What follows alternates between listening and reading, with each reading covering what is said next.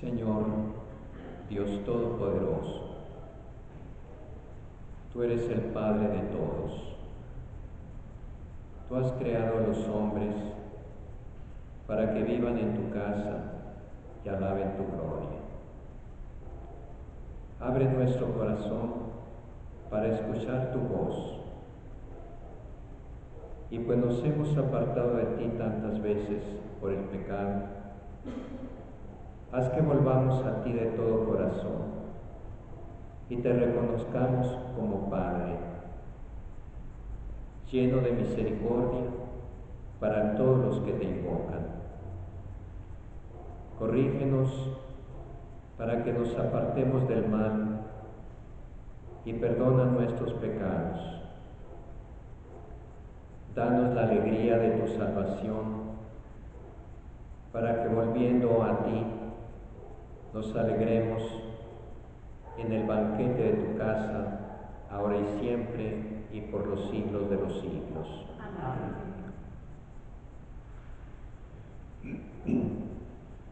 Bien, les había dicho la vez pasada que esta sesión cae dentro del octavario de oración por la unidad de los cristianos, que se está celebrando en toda la Iglesia Universal, y no solo entre los católicos, sino que también otras iglesias no católicas cristianas lo celebran. ¿Qué es este octavario? Desde el principio de la Iglesia, desde los tiempos apostólicos, se han dado en la Iglesia divisiones. Estas divisiones son tan comunes que acabamos por verlas como naturales, como normales.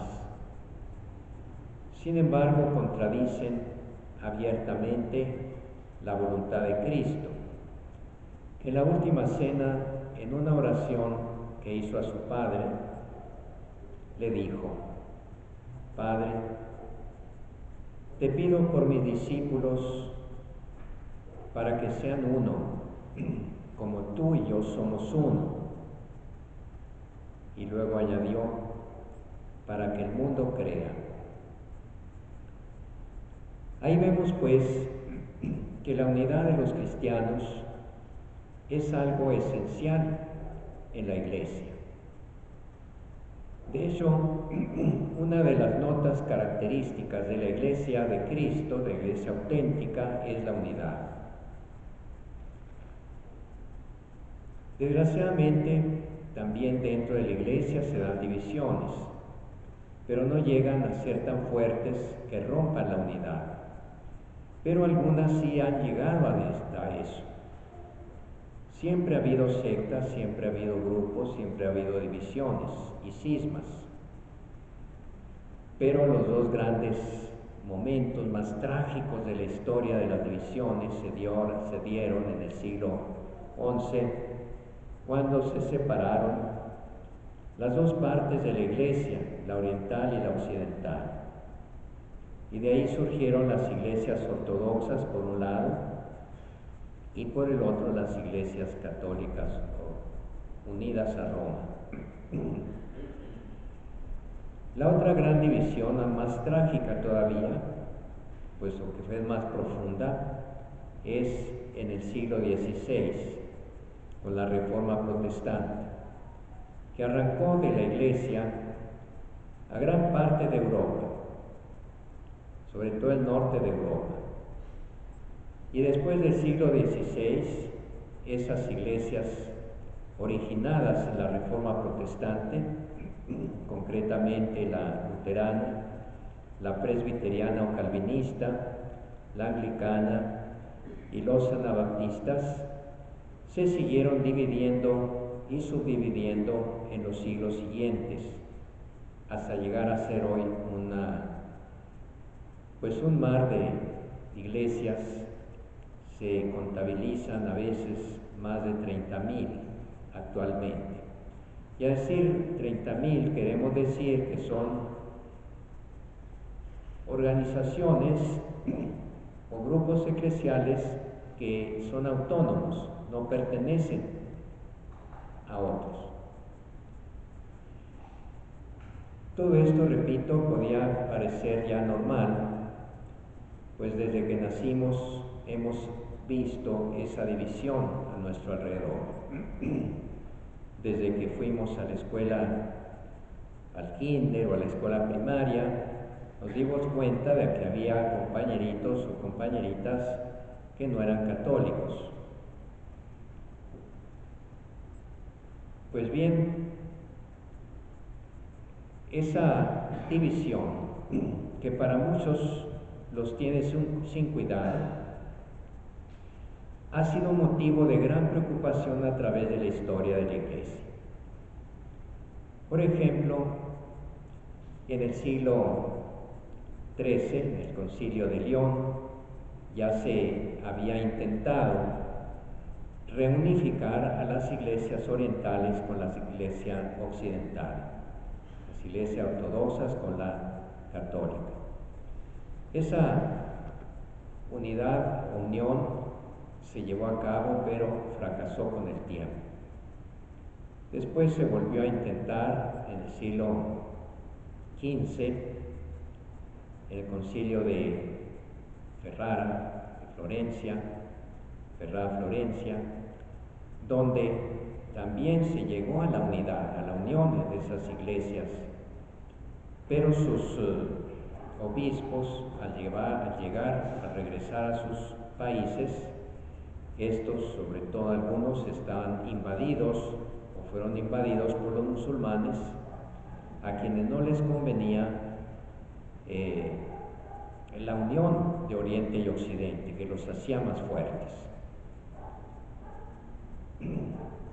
Y asusaron a los grupos antiunionistas para que fracasara esa unidad. A finales del siglo XIX, esta preocupación por la unidad de los cristianos se hizo más intensa, sobre todo respecto a los protestantes mismos en su interior.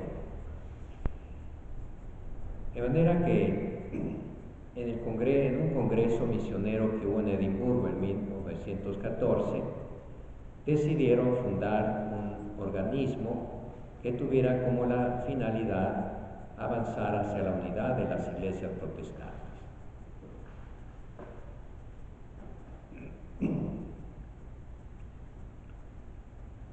Al mismo tiempo, unos años antes, la Iglesia Católica, sobre todo con la Iglesia Anglicana, habían iniciado pláticas en vistas a una reunificación. Una de esas iniciativas fue promovida por dos sacerdotes anglicanos, uno de Estados Unidos y otro de Inglaterra, que propusieron a sus jefes anglicanos y al Papa que se estableciera oficialmente 8 días de oraciones para pedir a Dios la gracia de la unidad. Uno de esos ministros anglicanos o episcopaliano era el padre Paul Watson, que dentro del anglicanismo había fundado una orden religiosa con la regla de San Francisco, en otras palabras, franciscanos anglicanos. Y ellos tenían como objeto principal la búsqueda de la unidad. De allí, aprobado ese octavario porque son 8 días, parecido a una novena, pero son 8 días. ¿Por qué 8? Porque partía de la fiesta de la Cátedra de San Pedro, que era el 18 de enero, ya la cambiaron a febrero, pero era el 18 de enero, al 25 de enero, que es todavía la fiesta de la conversión de San Pablo. Tomaron esas dos fiestas o esas dos conmemoraciones como muy significativas para esas 8 días de oraciones. Esta práctica persiste desde entonces. Estoy hablando más o menos de 1907, 8, en que se estableció este octavario, y hoy todavía existe y se promueve por parte de ese organismo que se fundó de los protestantes, el Consejo Ecuménico de las Iglesias y la Iglesia Católica. Como un dato adicional, quiero decirles que el padre Watson, anglicano, se pasó a la Iglesia Católica con todos sus religiosos, y existe todavía esa orden religiosa franciscana del padre Watson. Se llaman franciscanos de la expiación,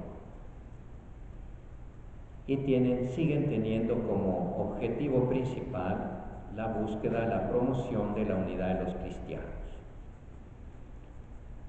En nuestro tema hemos estado viendo, ya para terminar, ahora sería la última vez que va a tener que trasladarse al próximo martes, la Eucaristía como sacramento. Hemos hablado ya en varias ocasiones, en varios martes, de la Eucaristía. Ahora quiero poner énfasis, para ligarlo con el tema de la unidad de los cristianos, el numeral 1396 en 1398, y pongamos también 99 y 400 y 401. Vamos a verlos, y de allí me extiendo más a lo que es el movimiento ecuménico. La Eucaristía hemos dicho que es el centro de la vida de la Iglesia. Es la fuente de donde brotan todas sus gracias. Todas las gracias que Cristo nos ganó con su muerte y resurrección están encerradas en los 7 sacramentos, ciertamente. Pero el más grande de ellos es la Eucaristía, porque ya dijimos que porque los sacramentos nos dan la gracia de Cristo, pero la Eucaristía nos da al mismo Cristo en persona, dentro de ese signo que es el pan y el vino. De manera que ya desde la Iglesia primitiva, la Eucaristía se veía como un signo de unidad y un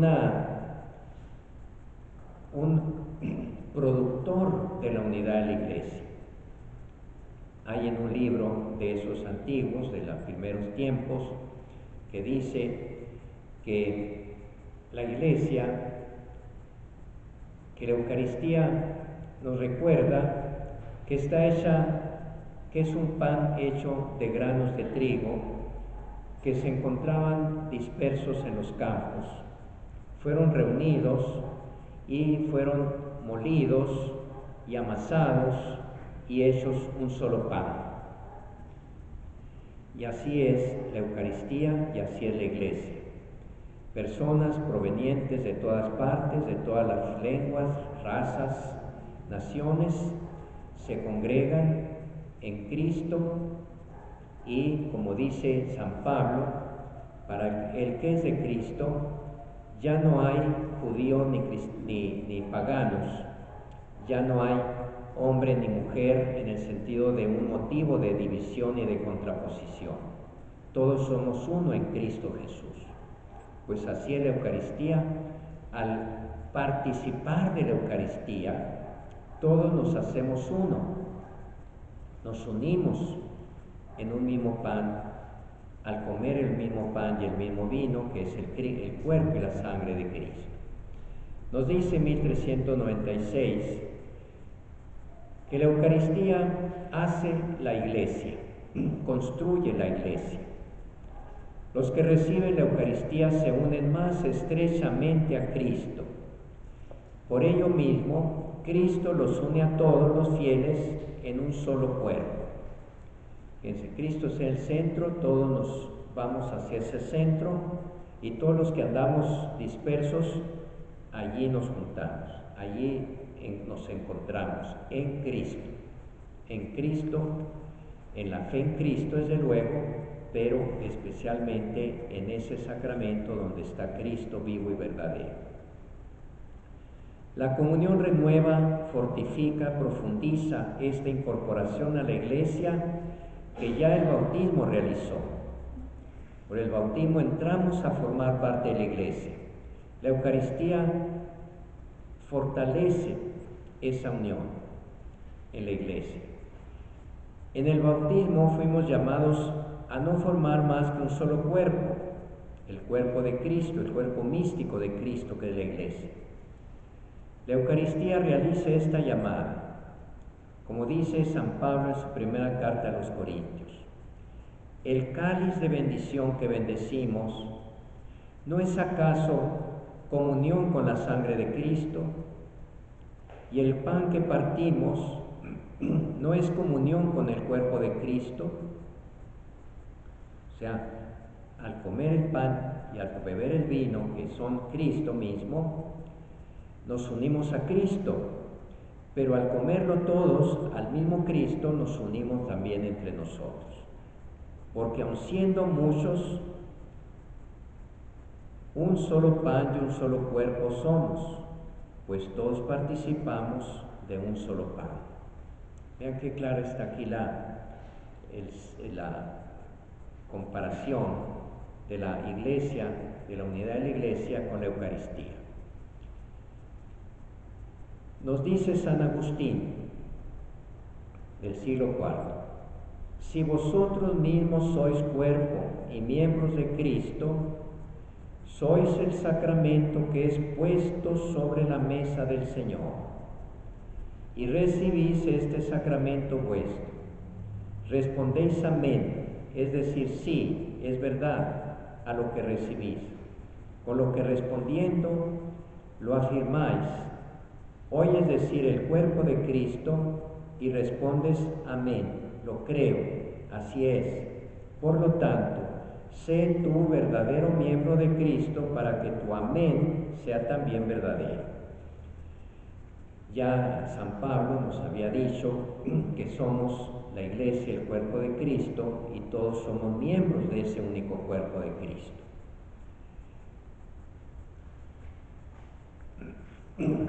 Me salto al 1398, dice, la Eucaristía y la unidad de los cristianos.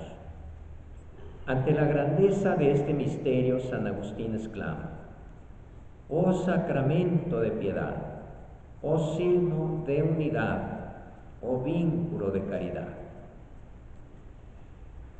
Cuanto más dolorosamente se hacen sentir las divisiones de la Iglesia que rompen la participación común en la mesa del Señor, tanto más apremiantes son las oraciones al Señor para que lleguen los días de la unidad completa de todos los que creen en Él. Decía que antes de 1054 ya había habido divisiones en la Iglesia, había habido herejías, había habido cismas, pero el gran cisma fue en 1054, aunque en ese momento no se declaró, no había redes sociales, no había comunicaciones tan rápidas en que todo el mundo se enterara y tomara posición. Pasaban años en que tomaban conciencia de lo que había pasado, pero la fecha 1054 es clave. Allí se gestó esa división, esa separación del Oriente y del Occidente cristiano. Las iglesias orientales que no están en plena comunión con la Iglesia católica celebran la Eucaristía con gran amor. Estas iglesias, aunque separadas, tienen verdaderos sacramentos y sobre todo en virtud de la sucesión apostólica tienen el sacerdocio y la Eucaristía con los que se unen aún más con nosotros con vínculo estrechísimo.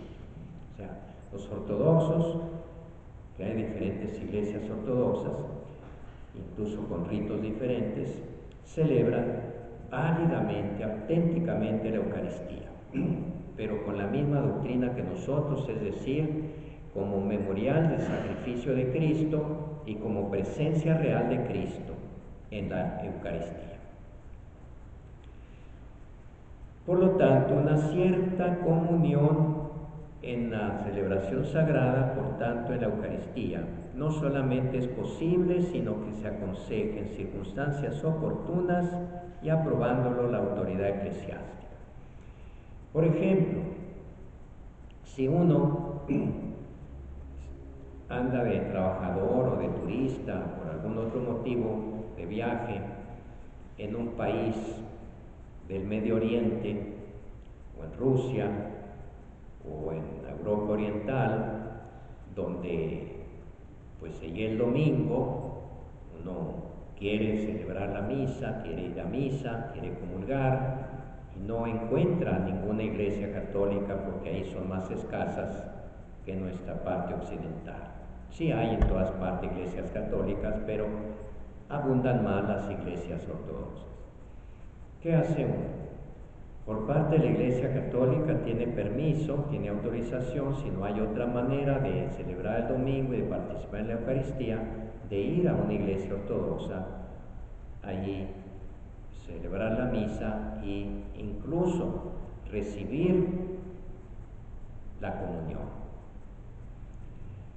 Estas cosas generalmente tienen que ser recíprocas, o sea, si la Iglesia ha acordado eso, pues las iglesias ortodoxas deben también en reciprocidad hacer lo mismo y recibir al católico allá, o que un ortodoxo en un país católico pueda comulgar.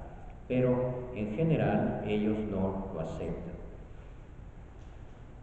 Una vez estando yo en Miami, fui a una iglesia ortodoxa rusa y pues quise comulgar, y el sacerdote no solo me dio la comunión, sino que me hizo pasar primero como una deferencia porque sabía que era sacerdote católico. Otra vez en Los Ángeles fui a una iglesia y quise comulgar también. Yo andaba perdido allí, no sabía dónde había iglesias católicas ni nada. Quise comulgar y pues como son comunidades más o menos pequeñas, se conocen todos, me descubrieron que no era de la comunidad y me rechazaron, aunque sabían que era católico.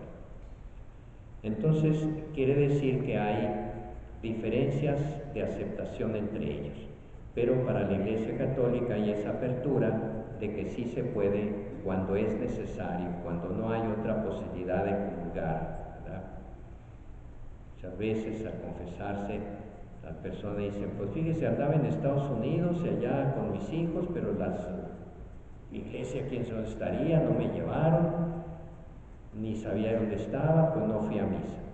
Bueno, a lo mejor fue lo que hice yo, si estaba una iglesia ortodoxa ahí pegada, cerquita donde yo estaba, pues fui. En cambio, las comunidades eclesiales nacidas de la Reforma, separadas de la Iglesia Católica, sobre todo por el defecto del sacramento del orden, no han conservado la sustancia genuina e íntegra del misterio eucarístico.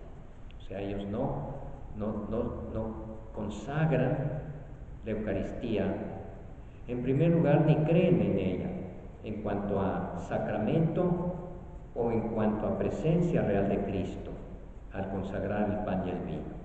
Para ellos es un simple símbolo que recuerda un hecho, pero que no tiene la presencia misteriosa de Cristo. Por esto, la intercomunión eucarística con esas comunidades no es posible para la Iglesia Católica. Sin embargo, estas comunidades eclesiales, al conmemorar en la Santa Cena la muerte y la resurrección del Señor, profesan que en la comunión de Cristo se significa la vida y esperan su venida gloriosa. O sea, algo tienen, ¿verdad? Algo tienen, pero no completo. Sí celebran la Cena del Señor, no la celebran muchísimas de ellas cada día, ni siquiera cada domingo, muchas las celebran cada año.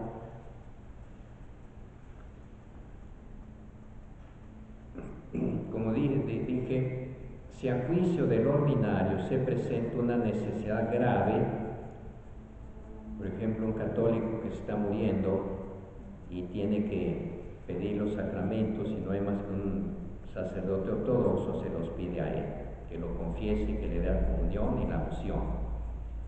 Pero también, si se acerca en una situación extrema un protestante y quiere recibir los sacramentos de la Eucaristía, la penitencia y la unción de los enfermos, sí se le puede dar siempre que haga una profesión de fe como la católica respecto a esos sacramentos y que esté bien dispuesto. O sea, que diga, pues soy protestante, pero mira, yo creo que Cristo está presente en la Eucaristía, creo que el sacerdote perdona los pecados, lo cual es muy raro que suceda, puesto que si creyera, pues se haría católico desde ahí.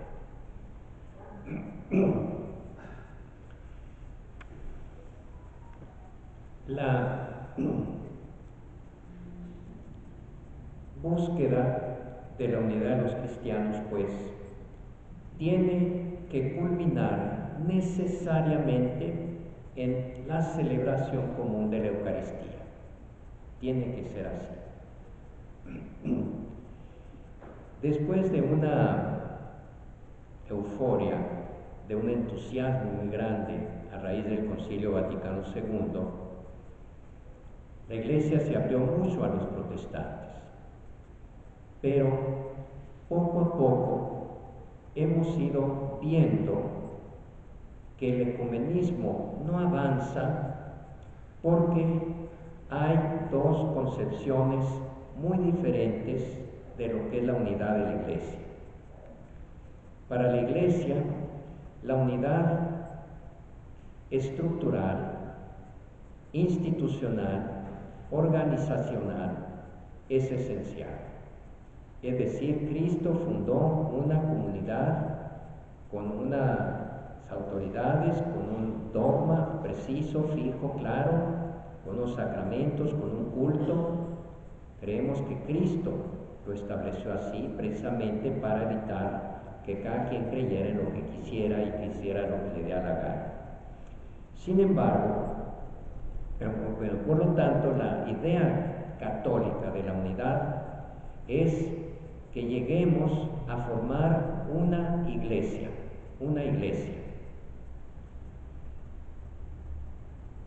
sin sacrificar absolutamente nada de nuestras convicciones de fe. Y diría alguien, pues qué chiste, lo que queremos es que los protestantes sean católicos. Bueno, si ese es el camino correcto, pues que sean católicos. Pero el ecumenismo también nos lleva a valorar muchos datos o valores que ellos tienen que por derecho corresponden a la Iglesia Católica también y que tal vez nosotros no subrayamos suficientemente. O sea, de alguna manera también ganaríamos con esa unión, pero ciertamente las iglesias protestantes tienen muchas más deficiencias en aspectos fundamentales que tienen que recuperar. En cambio, para los protestantes, el ecumenismo, la unidad es o consiste básicamente en llevársela bien, en no pelearse, en ser muy amigos, hermanos, pero cada quien sigue en su iglesia creyendo en sus propios dogmas o profesiones de fe, aceptando o negando lo que ellos dicen que hay que aceptar o negar, a diferencia de los otros. O sea, eso que es, dice, no, eso queda al interior de cada iglesia. En el exterior, todos vamos a vernos como hermanos, nos tratamos, nos colaboramos en muchas cosas, pero siguen las iglesias por separado. Esa concepción no entra en la idea católica de la unidad. Aunque también, de hecho, como es más, pues como diría, más flexible la profesión de fe protestante, es muy común donde hay muchas iglesias protestantes, sobre todo en Estados Unidos, que los de una iglesia, por razón de trabajo, se tengan que ir a otra ciudad y allá no hay de su iglesia y vayan a otra diferente protestante. Por ejemplo, si son metodistas y acá donde llegaron pues hay una iglesia bautista, pues van a la iglesia bautista y se incorporan a ella. Que allá hay una presbiteriana, una anglicana, pues van y la asumen como si nada. O sea, entre ellos sí hay esa especie de intercomunicación, ¿verdad? Pero la iglesia católica es mucho más rígida, más estricta, y no cabe eso de que un católico pues ahora vaya a la iglesia X, a la iglesia Y, en esta ciudad o en aquella otra. No, deja de ser católico y eso es lo importante. Y ellos no dejan de ser cristianos, ellos subrayan lo cristiano, no tanto lo metodista, lo bautista, lo pentecostal, sino lo cristiano. Estos son cristianos, pues sí, son de una modalidad pentecostal o de una modalidad bautista o metodista. Bueno, pues eso es secundario, son cristianos y ahí nos metemos. En cambio, para los católicos, la forma única, y esto parece petulante, parece excesivo, parece intolerante decirlo, la forma única de ser cristiano es ser católico. Por eso no podemos andar picando de aquí para allá, como los chapulines que andan brincando de un lado para otro. Después de una larga trayectoria en que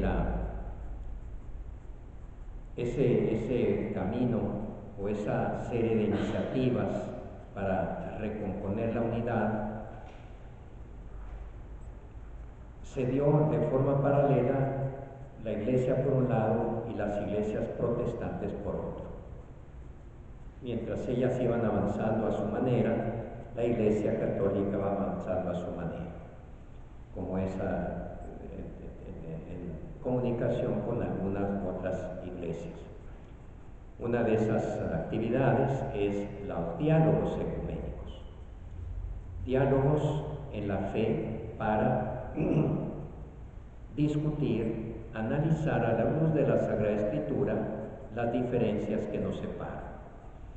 Un ejemplo es un documento católico luterano en que se llegó no a una solución final, pero sí a un acercamiento a esa solución muy fuerte con respecto a la justificación.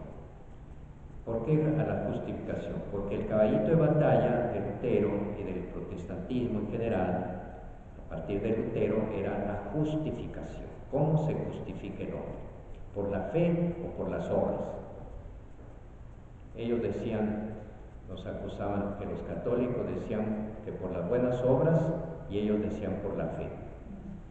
Nosotros nunca hemos dicho que por las buenas obras. Por las buenas obras que ellos identificaban con las buenas obras de los fariseos, o sea, el cumplimiento de la ley, sin necesidad de la fe en Jesucristo. Eso jamás lo ha enseñado la Iglesia Católica. Entonces, en esas separaciones hay muchos malentendidos. Y en este documento se llegó a la conclusión de que básicamente, tanto católicos como luteranos, teníamos la misma idea, la misma concepción acerca de la justificación. Por la fe en Jesucristo, pero esa fe en Jesucristo, para que sea auténtica, tiene que producir buenas obras. Si las buenas obras no existen, la fe tampoco, es falsa, como dice Santiago, el apóstol Santiago. La fe sin obras está muerta. O sea, la fe incluye la respuesta de una vida sana. Ese es un ejemplo, pero ha habido diálogos con muchas otras iglesias, metodista, anglicana, especialmente anglicana, porque los anglicanos son los más cercanos dentro del mundo protestante a la Iglesia católica. De ellos se consideran como un puente entre el protestantismo y el catolicismo. Todo este caminar dentro de la Iglesia Católica culminó el Concilio Vaticano II, que tuvo como uno de sus fines principales, según el Papa Juan XXIII, que lo convocó, promover la unidad de los cristianos. Decía él, hay que purificar a la Iglesia Católica, hay que hacerla brillar, hay que pulirla para que aparezca todo su brillo y su riqueza y su belleza, para que los demás al verla se sientan atraídos a ella. Porque muchas veces son nuestros pecados, nuestros defectos los que nos apartan de la Iglesia y de Cristo muchas veces también. Y como fruto de esa asamblea del concilio conciliar fue el decreto sobre la unidad de los cristianos. Se llama Unitatis Redintegratio, o sea, la recuperación o la restauración de la unidad de los cristianos.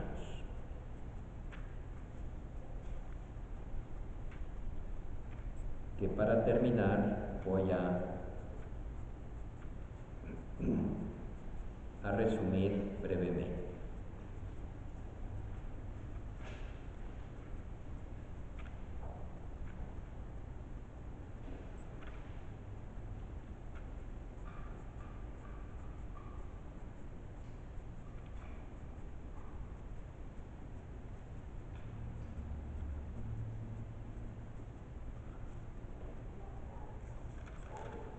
Este decreto de la unidad de los cristianos del Concilio Vaticano II ha sido completado después por directorios, así como una ley necesita su reglamentación, así también este documento cuenta con sus directorios que lo especifican, lo aclaran, lo organizan y lo formalizan, sobre todo lo convierten en acciones prácticas. También existe la encíclica de Juan Pablo II que se llama Ut Unum Sint, es decir, que todos sean uno, tomando las palabras de Cristo, el Evangelio de San Juan 17:21, que dice lo que ya les dije al principio: Padre, que todos sean uno, Ut Unum Sint, que todos sean uno. Y así se llama esa encíclica en que el Papa reafirma la vocación ecuménica de la Iglesia. Aquí está. Quiero aclarar también que este documento, al igual que otros 2 o 3, como el de la libertad religiosa del concilio, ha sido uno de los documentos más mal entendidos y más rechazados por muchos católicos que piensan que la Iglesia comprometió su doctrina con este decreto, pero leyéndolo cuidadosamente no hay base para afirmar tal cosa. El concilio siempre dice que está en contra de un falso irenismo. ¿Qué es eso? La palabra Irene, por si alguien conoce una Irene o hay aquí una Irene, significa paz en griego. Irenismo vendría a ser una falsa paz conseguida a como dé lugar, a toda costa, aún sacrificando valores esenciales. Es como decir, bueno, de hecho así lo dicen entre sí los protestantes, pues los católicos decimos que Cristo está presente en la Eucaristía. Ellos dicen que no. Bueno, pues vamos a dejar eso entre paréntesis, no lo tratamos y seguimos adelante. Pues no, eso sería traicionar nuestra propia fe. O que Pedro fue establecido por el mismo Cristo como jefe visible de la iglesia cuando le dijo: tú eres Pedro y sobre esta piedra edificaré mi iglesia. Bueno, pues No hay que ser tan exagerados, eso puede interpretarse que cada quien lo interprete como quiera, pero vamos a seguir adelante como hermanos. No, hay cosas esenciales que no se pueden quitar.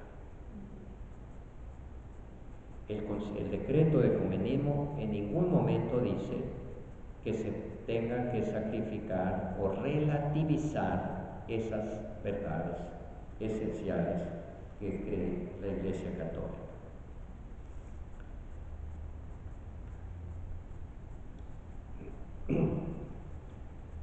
Voy a leer el principio del documento, es un principio muy hermoso. Dice: promover la unidad entre todos los cristianos es uno de los principales propósitos del Concilio Ecuménico Vaticano II, porque una sola es la Iglesia fundada por Cristo Señor. Fíjense bien. Muchas son sin embargo las comuniones cristianas que a sí mismas se presentan ante los hombres como la verdadera Iglesia de Jesucristo. Todos dicen: no, yo soy la verdadera Iglesia de Jesucristo. No, yo soy. Sin embargo, sienten de modo distinto y siguen caminos diferentes, como si Cristo mismo estuviera dividido. Esta división contradice abiertamente a la voluntad de Cristo, es un escándalo para el mundo y daña la causa santísima de la predicación del Evangelio a todos los hombres. ¿Se acuerdan que Cristo dijo que sean uno para que el mundo crea? Crea en mí, obviamente, es decir, en Cristo. Porque el mundo está dividido por 1000 razones.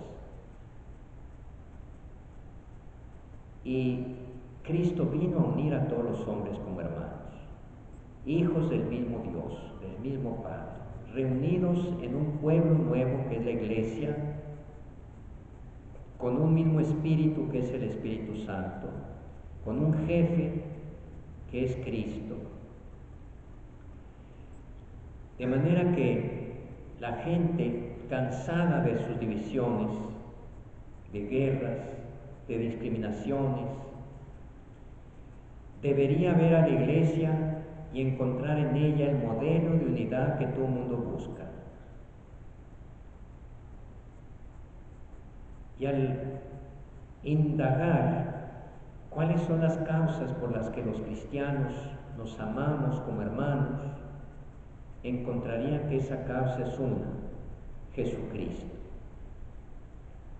En cambio, fíjense lo trágico: si los que no son cristianos ven a los cristianos divididos, ¿qué van a decir?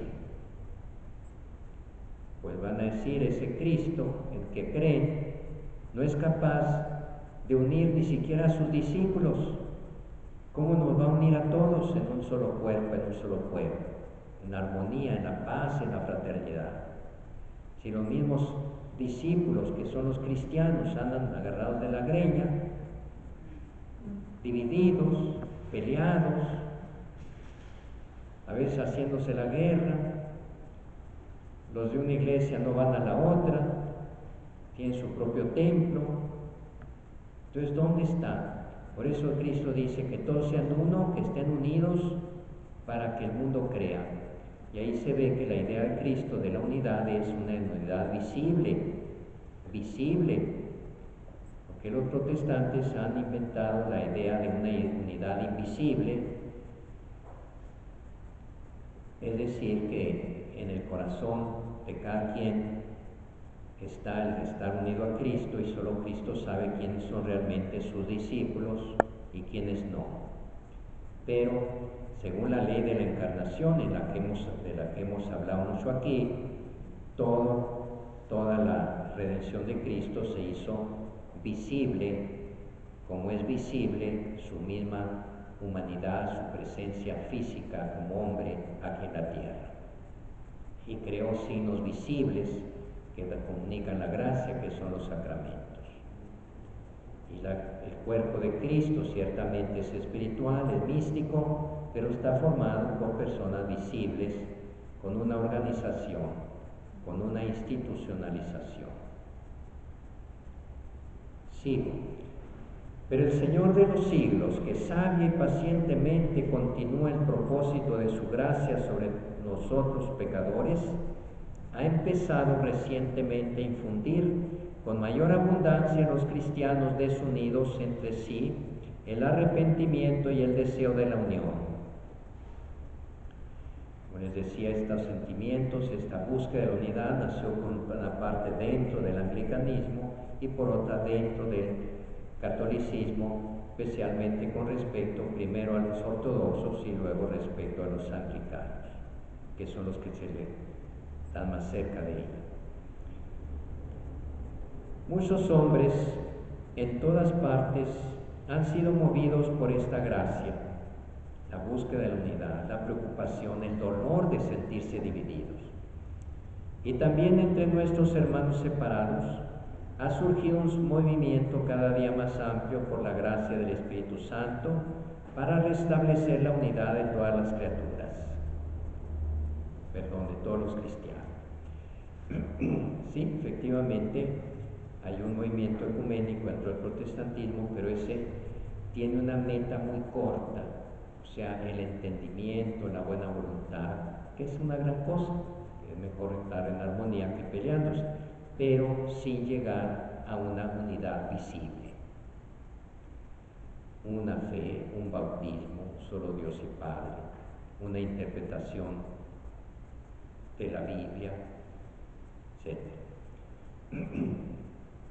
Ellos dicen, no, cada quien como quiera, pero vamos a ser hermanitos. Participan en este movimiento de la unidad llamada ecumenismo. Fíjense, aquí pone estas condiciones para poder participar en el ecumenismo. O sea que si un católico ve que determinados grupos que se dicen cristianos no cumplen estos requisitos, ahí ni para qué mover. Primero, que invoquen a Dios Trino, o sea, que crean en la Santísima Trinidad. Segundo, que crean en Jesús como Señor y Salvador. Al decir Señor y al decir Dios Trino, ahí está reconociéndose la divinidad de Jesucristo. Y no solo cada quien individualmente, sino congregados en asambleas en las que oyeron el Evangelio y a las que cada uno llama iglesia suya de Dios. O sea, tienen que estar agrupados en una comunidad. Por eso hay grupos cristianos que se dicen cristianos, pero con los cuales el ecumenismo no es posible. Por ejemplo, los testigos de Jehová, que tampoco les interesa, pero no podríamos tener ecumenismo con ellos, no están las bases mínimas. Las bases mínimas es creer en la Trinidad, creer en Jesucristo como Dios y Señor nuestro y Salvador y Redentor, y en la Iglesia. Los mormones, por ejemplo, tampoco. Algunos excluyen a los adventistas, y habría que ver, ¿verdad?, cada caso. De hecho, la Iglesia acepta el bautismo de las diferentes confesiones protestantes, pero no de todas, porque no todas tienen esa fe básica en la Trinidad y en Jesucristo.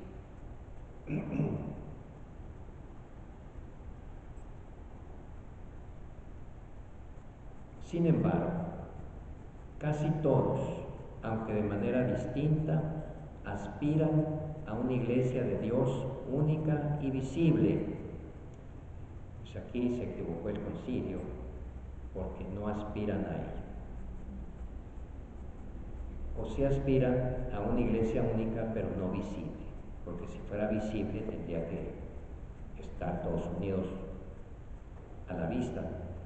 Que sea verdaderamente universal y enviada a todo el mundo, a fin de que el mundo se convierta al Evangelio, en cumplimiento de la petición de Cristo, que el mundo crea, y de esta manera se salve para gloria de Dios. De hecho, el ecumenismo ha dado unos buenos frutos.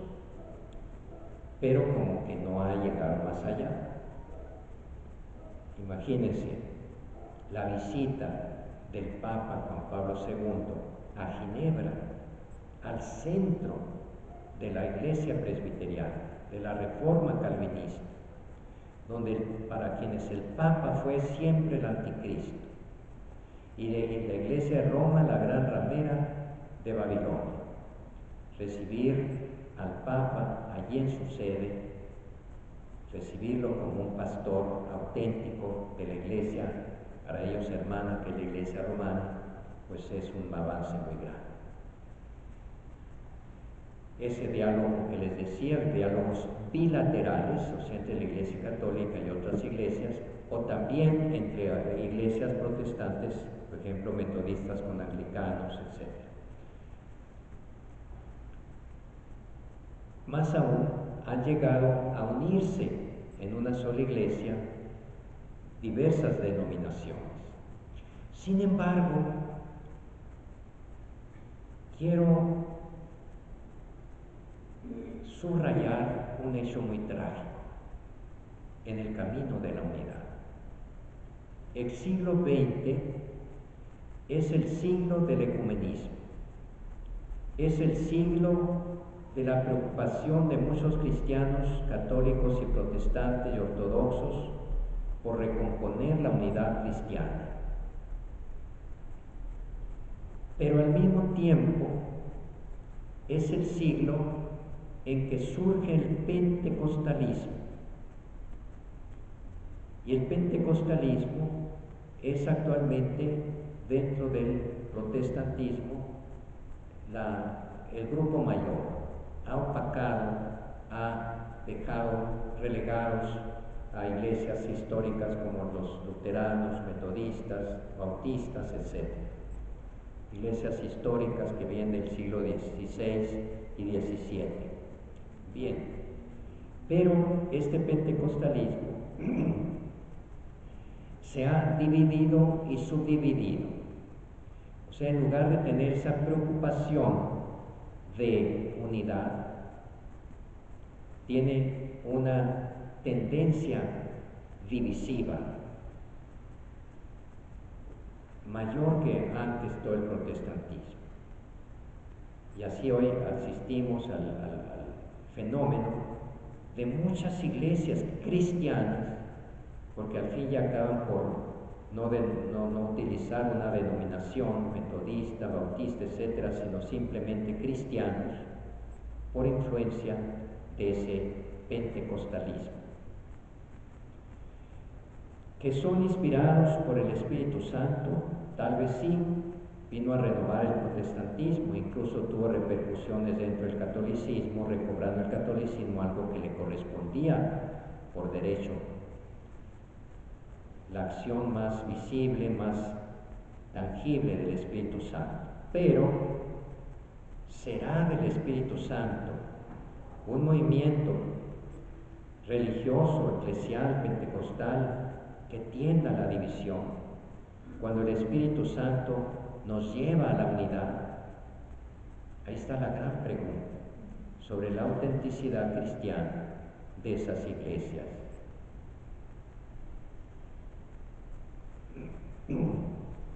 También aquí había que hablar del fundamentalismo. ¿Qué es el fundamentalismo?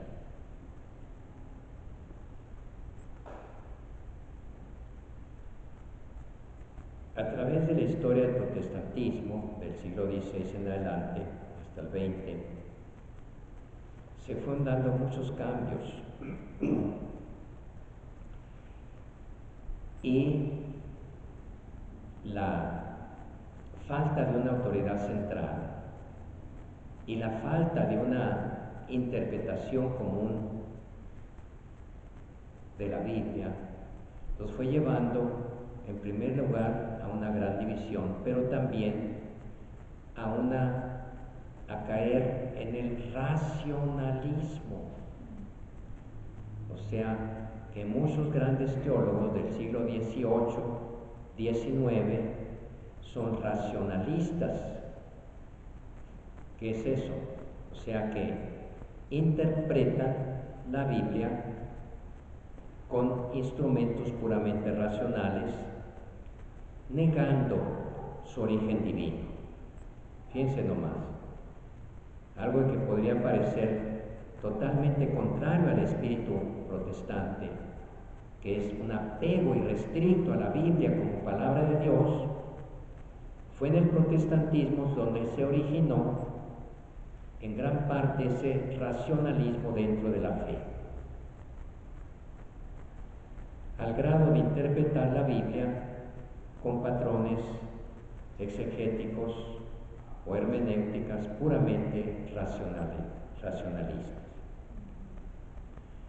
Sin embargo, muchos protestantes, asustados por esa deriva que llevaba a perder la fe, que eso es el racionalismo, se pierde la fe, se podrá ser muy erudito en la Biblia, pero si la interpreta como un libro más humano, pues ya no es palabra de Dios. Entonces se aferraron como una tabla de salvación a una interpretación fundamentalista de la Biblia. Y eso salvó de alguna manera al protestantismo al reafirmar con claridad ciertas verdades. La Biblia es palabra de Dios, la concepción virginal de Cristo, de la Virgen María, etc. Ciertas verdades que los racionalistas protestantes ya negaron. Y el pentecostalismo viene a ser parte o inspirado también por ese fundamentalismo, aunque no solo influyó en el pentecostalismo, sino también en otras iglesias originadas de la Reforma o creadas nuevas a partir del fundamentalismo.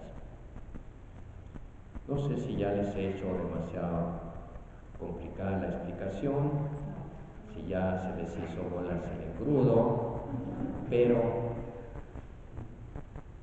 allí terminamos, ya se acabó el tiempo.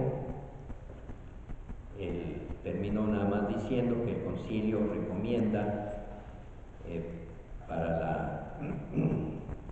por parte católica como prácticas de ecumenismo, primero la conversión del corazón, o sea que seamos cada vez más cristianos auténticos, más santos en otra palabra, porque mientras más santos seamos, más damos testimonio de la santidad de la iglesia. La oración, que es lo que estamos haciendo en este octavario.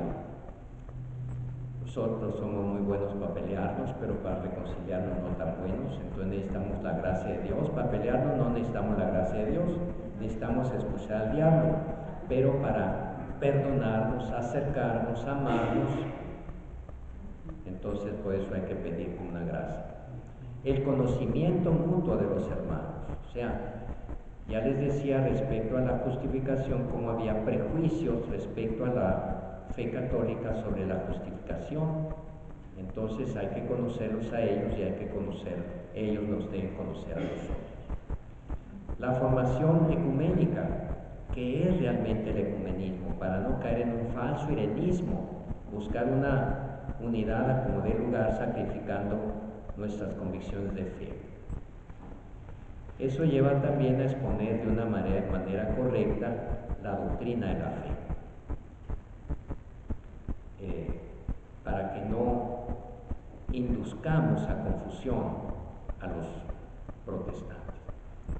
Y finalmente la cooperación en cosas prácticas, por ejemplo, iniciativas que hay una inundación, un terremoto, pues todos colaborar juntos en la práctica como hermanos, porque eso nos va llevando a sensibilizarnos como personas, que muchas veces las personas que están peleadas, que se tiran sin conocerse, un día se encuentran, toman un café juntos, platican y ya después no es tan fácil tirarse de esa manera, insultarse cuando ya se ha participado de un encuentro humano. Con eso termino y si hay dudas ahorita las responderé si es que puedo en la conversación final.